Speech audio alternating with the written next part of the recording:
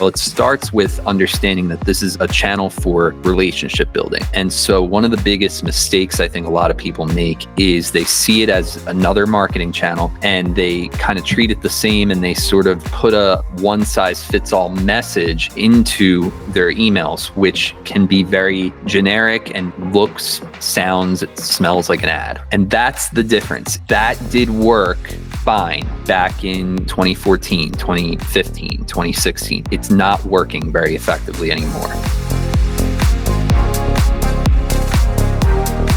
Josh, welcome to the podcast. Thanks for having me. Excited to be here, Aaron. Do you want to start? Just share a little bit about your background and tell me about the email agency.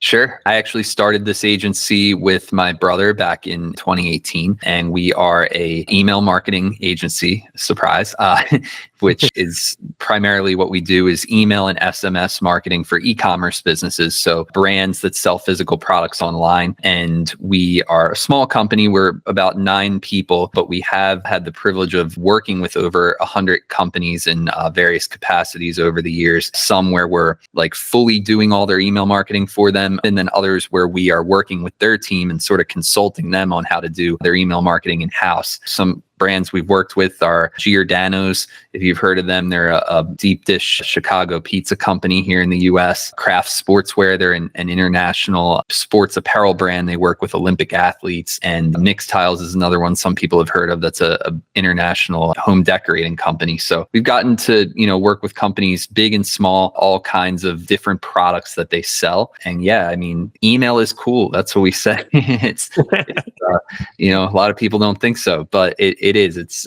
so definitely excited to share whatever I can. For the listeners, this is going to be a really valuable conversation because we've talked a lot about content on the show, but email has been one of the subjects that we haven't gone into a lot of depth on. So I thought a good question to kick it off is, what sort of trends have you noticed with email in the more recent years in terms of business owners using them, open rates and all this stuff with a lot of people receiving a lot of emails in their inbox every day? It's a good question because I will say it has changed a lot in just a few years. Like I said, we started our agency in 2018. And prior to that, we had been sort of in the email marketing and more so like direct response marketing world for a couple of years. I guess like 2016-ish was when we kind of fell into it. And when we started, it was very different. Like there was still almost this perception out there of like, oh, email marketing is dead. And I guess some of the business owners were a little bit more like against even doing email. And that is totally, I don't think that's really the case very much anymore. I think most businesses and most brands and people know they need to be doing email, or they are doing it, and some maybe want to do it better. But there is now much more of a perception of like, there's so many emails. We all get so many emails, right? And so one of the things as an agency owner that's changed is like, the reason we called ourselves the email agency was because at the time when we actually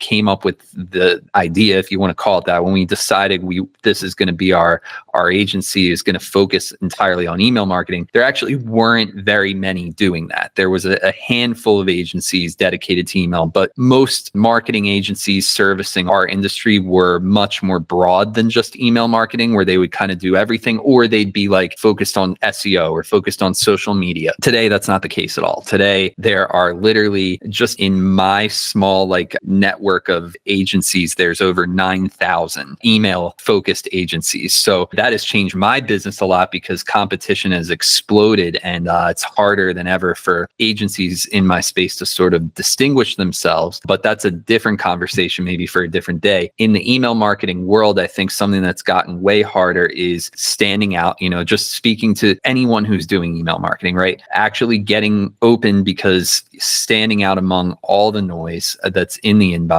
is huge, and people just kind of having a lower tolerance, I think, for mass marketing messages, and also people being more aware, like consumers being more sophisticated now to where they see through marketing. It's not as effective. There's a difference between things that were working a decade ago and absolutely don't work anymore. And the flip side of that, which makes it even more of a challenge, is the tracking side of things with email is so basically not accurate as it used to be as far as like open rates and things like that. And now we're even dealing with this just fresh this year, where even clicks like are inflated, where when we look at our performance metrics, we see emails that have these impossible click rates, as if 50% of the people that receive the email clicked. And we know that's absolutely not true. And that's because inbox providers are basically finding ways to screw with email marketers. I'm sure that's not their intention, but they are finding ways to make it so that we can't read the data that we're getting. So that was going on with open rates 2 years ago, and now it's happening with click rates now. And all the while, it's getting harder and harder to not be filtered into the spam folder, even when you're sending somebody an email who literally just signed up to receive your email. So all of those things, it is a very challenging environment. That said, there are ways to navigate it for sure. That's a really good segue, because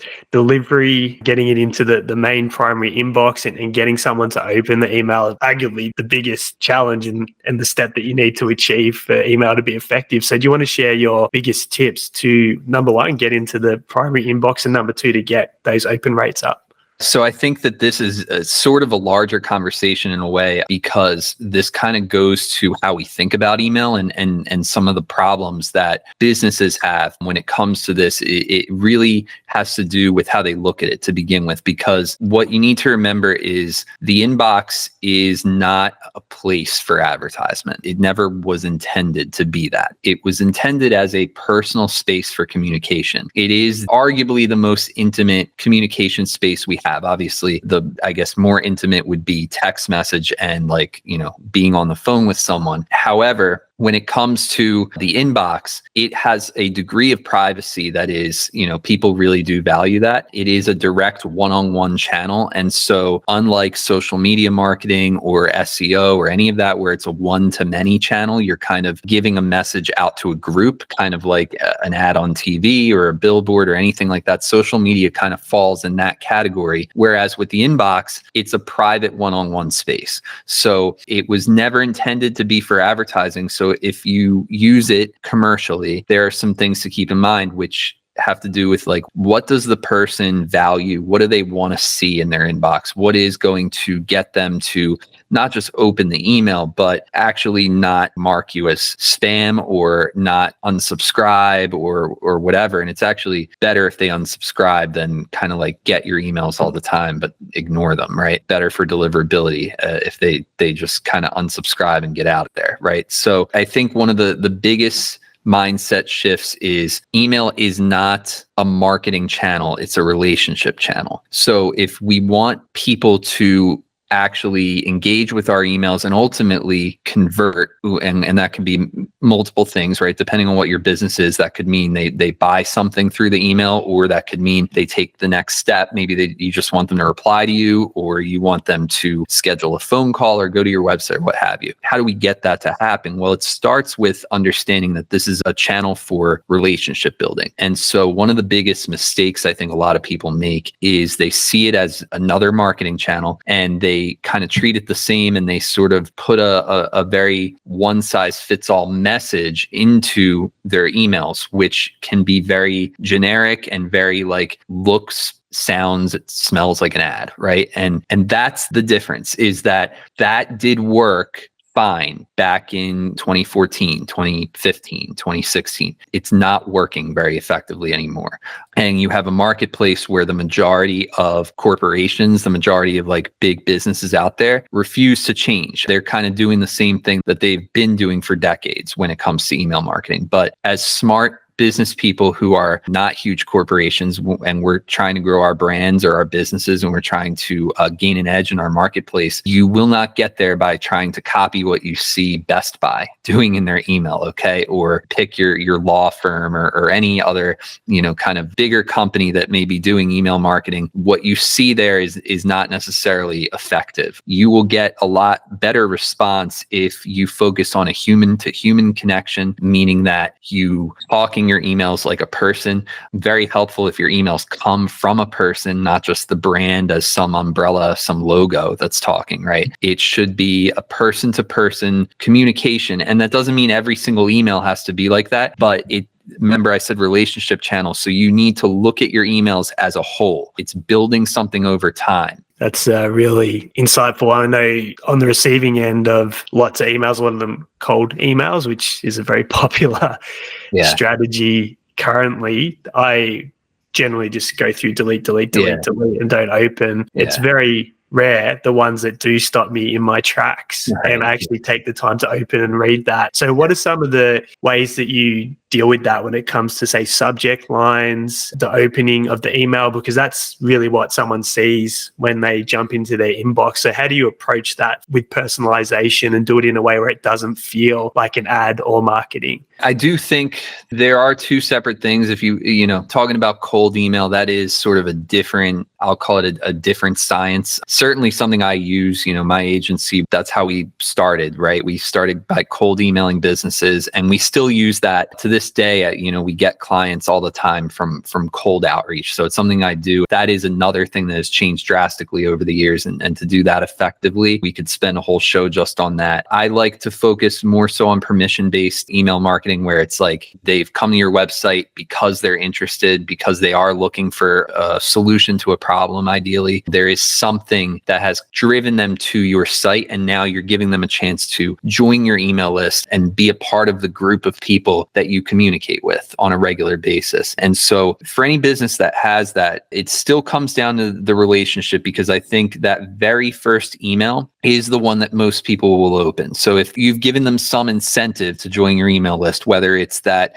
you're offering them a one-time first customer discount on your product, or whether it's just to learn more about your service, or maybe they're going to get a free download or something like that, that first email is really important for setting expectations, because that's the one that will get the most amount of opens. And so the subject line in that email should usually be just letting them know that this is the email delivering whatever you promised them, whatever it is that they just signed up for. But what's very important is that in that first email, you do set expectations. And so a lot of brands don't even do this, but basically you want to let them know that now that they are on the list, they are going to be receiving emails, and this is what they can expect. And the best and most effective way to do that is write that first email from a person and make it very conversational. And not every business can do this, but we've seen great success with the ones who are able to say, like, hey, if you signed up for this email list, it's because you're interested in so on and so forth. And so just so you know, we're going to be sending you emails on X, Y, and Z. And if you don't want that, please unsubscribe now, because we really only want people on this list who are interested in getting our emails, and like, we want you to read them. So kind of being very upfront at the start. So deliverability is first, and then for subject lines, there's a lot we could go into, but the basic idea is to always sort of think, what would make me open this email? What would make it stand out? And so what you don't want to do is the stuff that everybody's doing. I can open one of my inboxes right now, go in the promo tab, scroll down, and you'll see almost every subject line looks the same. Last chance for our red, white, and blue sale, 30% off, check out our latest styles. Okay, they all sound exactly the same. No thought whatsoever into what's going into that. But all you have to do is think to yourself, like, if I know that's what everybody else is doing, what would make me open this email?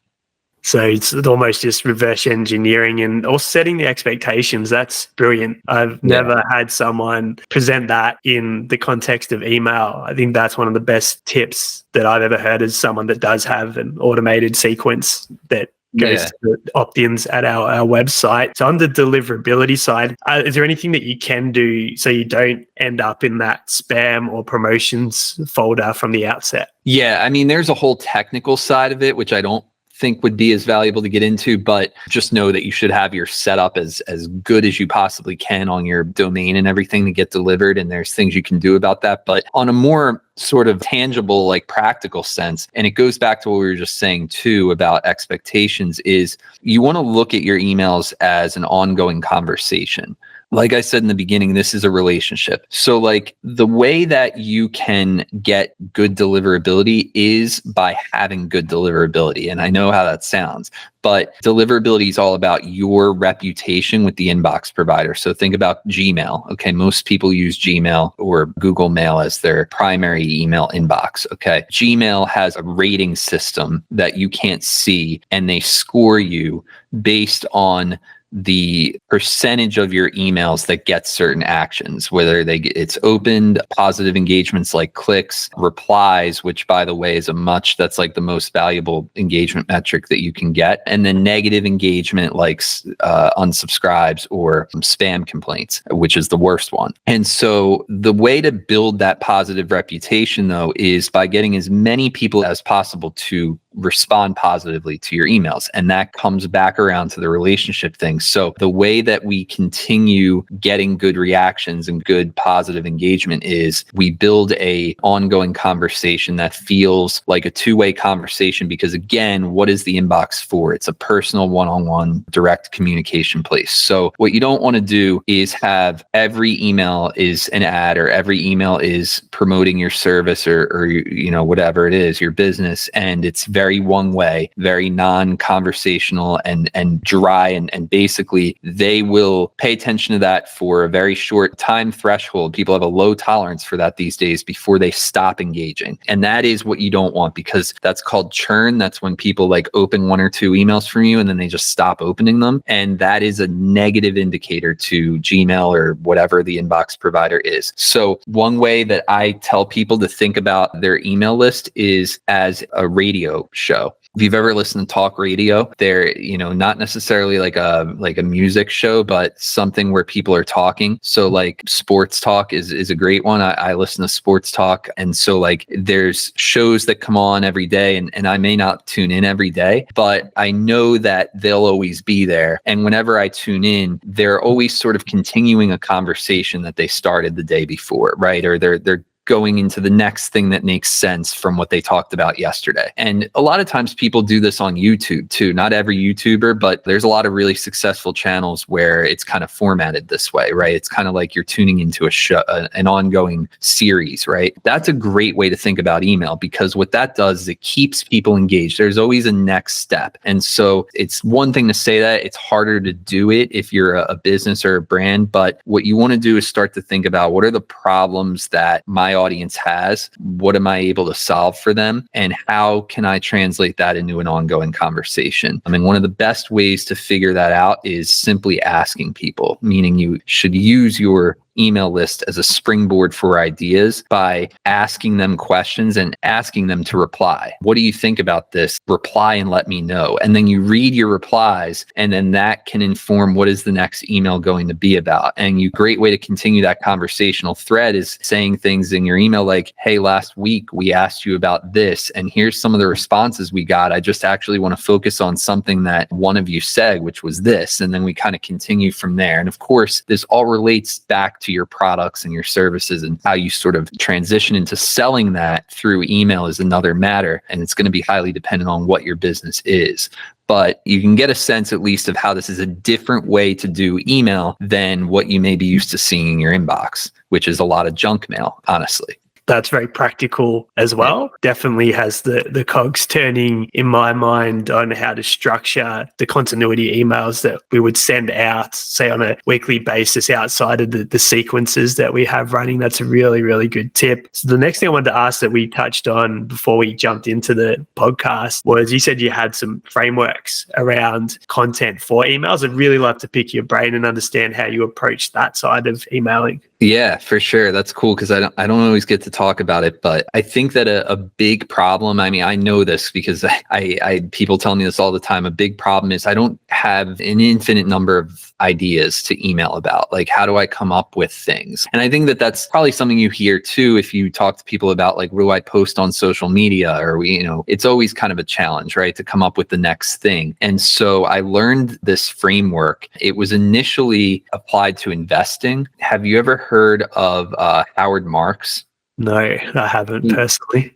Have you heard of Warren Buffett? Yes. Okay, so Howard Marks was one of Warren Buffett's teachers, and he came up with this framework for investing. And Howard Marks was he was what was known as a contrarian investor, which means basically if you're a contrarian, you kind of tend to do the opposite of what most people are doing. And so he came up with this framework. And since we're on a podcast, you'll have to sort of picture this in your head. I'll try to describe it to you. But basically, picture just a quadrant. So like a plus symbol where you have 4 boxes. And then you've got the horizontal axis on top and then the vertical axis. So across the top, it says consensus, non-consensus. Those are the 2 columns. And then down the side, it says wrong. And then it says right. So like something is right or wrong. So it's wrong and then right. And basically, this is how he figured out whether or not he was going to invest in a certain stock. Say this was Apple stock back in like 2012 or something. He would say like, yeah, I do think that's the right stock to invest in. But then he'd look on the chart and it would fall under the category of consensus because so did everybody else. Everybody figured, that would also be a really good stock to invest in. So then he would not invest in that because he would say like, it's not a good stock to invest in if everybody else is also doing it. And then if he thinks it's wrong, if he were to look at a stock and he put it in the wrong column, he doesn't feel in his gut that he should invest in. Of course he wouldn't. So the one type of stock that he would invest in would be the one in the bottom right column. And so that's the one where he feels it's a good idea to invest in the stock, but there's a non-consensus. So in terms of content, what this means is we call it bottom right content.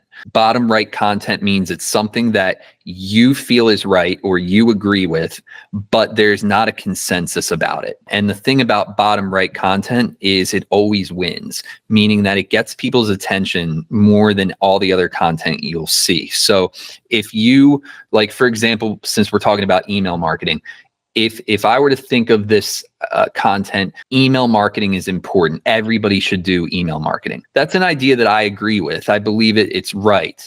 But in 2024, there's a consensus around that. I would say 90% of business owners agree that email marketing is important and they should do email marketing. So if I were to make content about that, it wouldn't be very interesting. Now, let's take another one though. You should email more often. That is something that I believe is right. But there's definitely a non-consensus around it because a lot of people will say, no, I get way too many emails. I think I should email less. And so I can make content around the idea that you should email more often. Like if I wanted to write an email and send the subject line, you don't email enough, that will get opened because that's a thought-provoking thing. So it's kind of a framework. It's just a way to think about it. You could do this with any topic, any category, any type of businesses. You make a list of these things and you ask yourself, like, these ideas, are they bottom right idea? Is this something that there's a non-consensus about? And what you'll find is once you come up with a list of these things, it's way easier to create content out of that. I mean, you kind of will have this exhaustive list of things to continue to write about, because if you're passionate about it and it's one of those things that there's, and I don't call it controversial, and that's a distinction, because people say, well, does that mean you just want me to be more controversial? No, it's not controversial like for the sake of just being controversial. It's non-consensus, which is different. It means there does need to be a group of people on your side that would agree with what you're saying. Okay. It's not just like most people would say, this person's insane. I think that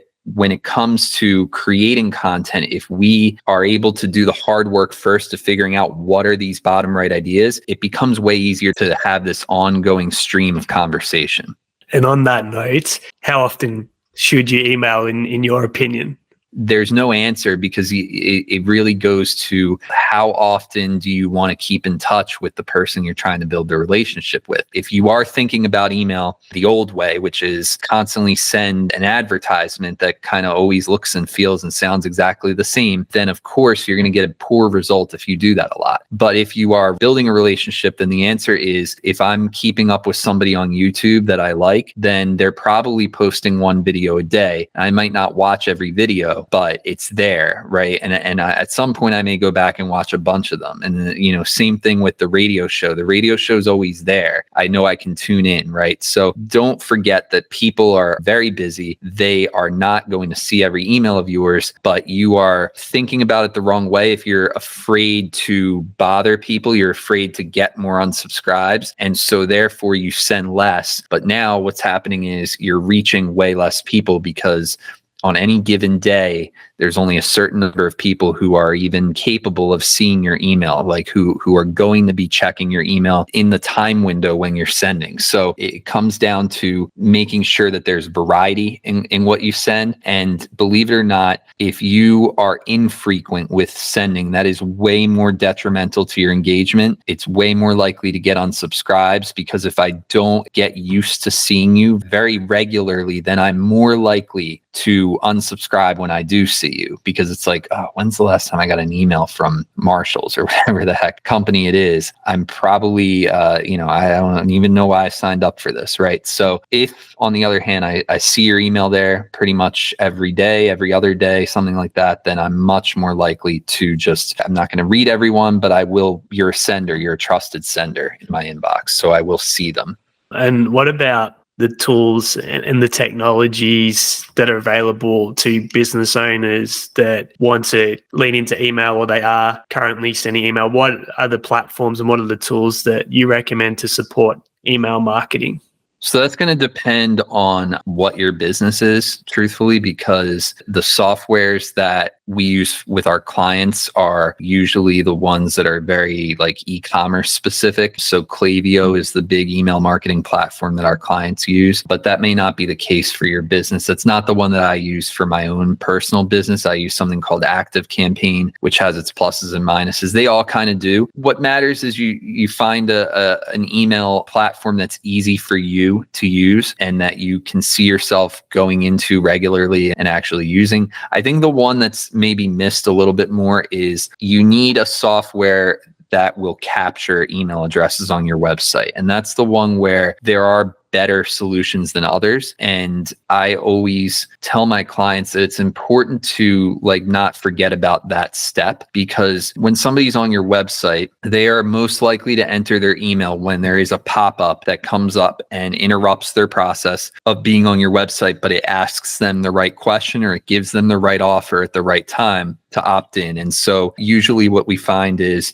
it's not helpful to have something pop up immediately the second that somebody gets on your website. That's usually not going to convert well. But if it comes at the right stage in the process, when they're on the right page, or maybe they've been on there for a certain amount of time and it needs to have a good offer, and then what you can do is use tools and technologies to test how should it look. Should it be just a very simple pop-up with a message and an opt-in? Should it be more of like a spin to win? I don't know if you've ever seen them where they play the game, and I mean, those convert very well for some businesses, but not others. And then what's the visual associated with it? What happens if they click X? Is it going to show up again? All these kinds of things. It is worth your time as a business owner to focus on how well you can grow that email list, as long as you have traffic to your website, of course. Like I always tell people, if you're at an earlier stage to where your website isn't getting a lot of traffic yet, then don't worry about email marketing yet. But you will, at some point, every business owner will get significant traffic to their website. And, even if that's just a few hundred visitors a month or a week, you should capture a good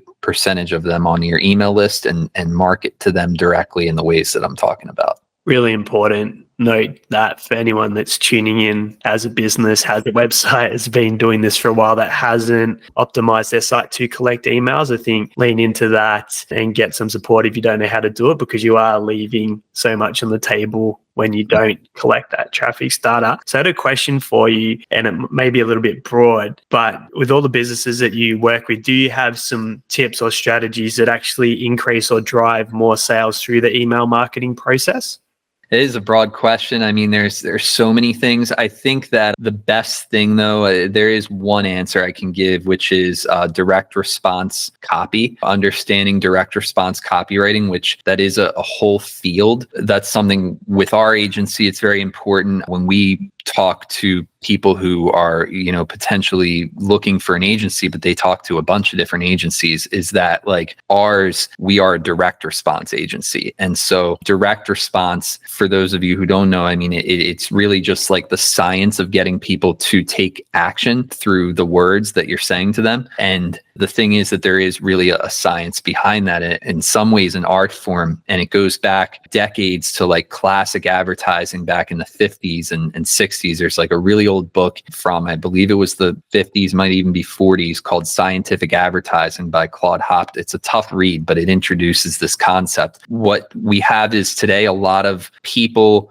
whether, and this is not a knock on anybody, but a lot of folks who are in marketing, if they've come from more either a background in like collegiate education where they've learned through university marketing, or, you know, they're just kind of coming from like the corporate business world, a lot of the more modern like things that are taught about marketing are more like mass market appeal sort of technique. And when you are doing direct marketing, like email marketing, it's really important that you have people who study and understand direct response copywriting. And so my advice to every business owner is to delve a little bit into that field. And this has implications far beyond email marketing. And I'm sure a lot of people listening right now, you may be a business owner who like, it's an obvious thing for you to know direct response, but for a lot of folks, it isn't. And so, you know, I recommend reading about it, you know, studying some of the classics, Joe Sugarman, Vic Schwab, John Caples. These are all like classic direct response copywriting folks, kind of historical and stuff. And also, if you are working with people, you want to look for people that have backgrounds in direct response where they've studied it, because it is different than what you'll see a lot of people do in just sort of what we call generic advertising or brand advertising, where it's very, very focused on making the brand sound cool, using sort of like witty puns and things like that, but it's not really driving an action. So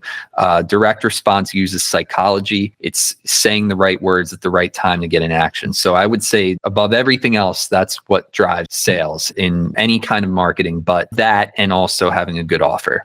That's a really good rabbit hole for people that haven't gone down there to unpack. As a business owner, can completely transform the way that you view marketing and change the conversion rates and optimization, everything you do in your business. With such a, I guess, specific skill set like direct response, at what level do you integrate and use AI tools to support the writing process? Is it something that you've adapted and embraced and trained AI to assist with that? Or are you still very much using the human approach with the way you go about writing emails? There's definitely some things that AI is useful for, but at least today, it is not at the level where it can replace a direct response copywriter and somebody that has the ability to write very conversationally, which is an important facet of that. So in our business, we have used AI, not a ton. I would say what we do internally is we've used it for help in idea generation. We've used it for help with the research process as well. When we're researching a particular niche or a particular kind of like feature benefit, you know, aspect of certain products, you can get it to go pretty in depth in research and save you time. But as far as like actually having ChatGPT write emails and so on and so forth, I don't think it is at the level. There are definitely people out there who would disagree with that. And I know of certain direct response companies who have tested ChatGPT's copy against their in-house copywriter, and they've gotten better results with, you know, more sales on the ChatGPT side. But you have to remember that in order to get to that place, you have to be a real prompt engineer. You're going to spend a lot of time just telling the AI the correct things to get it to that point to where it produces something that would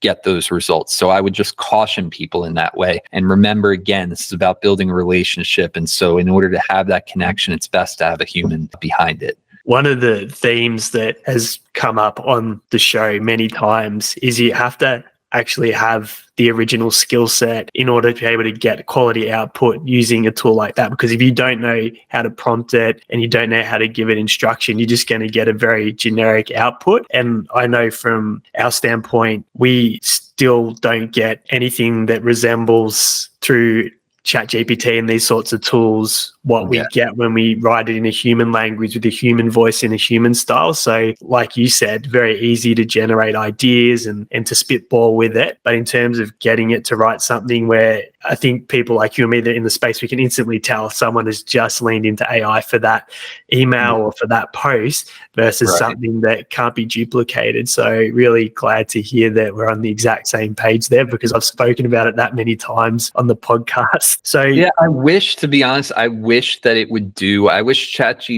would do certain things that I like are the tasks that I wish my agency didn't have to spend as much time on, like figuring out how to get the email to display properly on certain devices and things like that, or getting the design to do certain things, or like the actual like management of the list with these different segments and like accounting for all these inflated open rates and click. Like that's all the aggravating stuff that I wish I didn't have to spend my time on or my team's time on. And I just wonder, when is AI going to be able to do that stuff? It's kind of silly to me that what the AI is supposedly best for right now is replacing human creative capacity. But it seems to me it would be better to have it do the things that are already aggravating for humans to do, because they're more about computation, right? And tech stuff. So it blows my mind. I'm with you on that one. Awesome, mate. Well, to sort of wrap things up, is there a tip that you want to leave business owners with around email marketing that they can walk away with and get something into action? Yeah, I think this would be the tip, that it's like most people I will say this to won't do it, but those that do will get a much greater reward for doing it, which is that if you don't currently do email marketing, start. If it's not a big part of what you do in your business, just start. And like I said, the easiest way to start is collect emails. If you're not collecting emails, then you don't have very much, there's no motivation there to send them emails. But if you could get 100 people a week joining your email list from your website who are potentially interested in what you're offering, then at that point, you're going to be much more interested in sending them email. And so it starts by getting those email addresses and figuring out what's the best thing I can show them that's going to make them give me their email. So start there, but definitely get started. Brilliant advice. It's like, that's a piece of, when it comes to content, that's the exact same piece of advice that I always leave a podcast host. So we just start posting content, get on the field and get the feedback. So brilliant way to wrap it up. So anyone that's listening that may want to get support with their email marketing, it's something that you specialize in. So what's the best way for the listeners to get in touch and make contact with you if they want some support, or they just want to follow along and get some more content from your end? The best way is to join my email list. And so you can do that really easily. You just go to email123.club. That's email123.club. I made it like super easy for anyone listening. And if you're driving or something, you hopefully remember email123.club. That's all you have to type in. And that is where you can join our email newsletter. And my promise with that is to help you gain an edge in your marketplace by teaching you things about how to use direct response email marketing. So that would be my number one thing, is to join that. And if you're interested in learning more about me or my company, just go to theemailagency.com and you can find out more about us. We'll put links to both of those in the description, so you can click on them, get on the list with Josh and get access to all this amazing content and learn about email. And of course, if you want to get that help with Josh's agency, go check out what they do over there, because you can tell from this conversation, if you got this far, clearly you've got a ton of value. And as business owners, we always want to focus on the who can do it for us, and we can stay in our lane of genius. So thanks so much, Josh. I've really enjoyed our conversation, and I think we'll probably get you back on again at some point to dive into some other topics around email. Awesome. Thank you so much. Yeah, this was a lot of fun. Definitely like really pointed topics to email, which actually I haven't had the opportunity as much to talk about. So I've really enjoyed this. Thank you.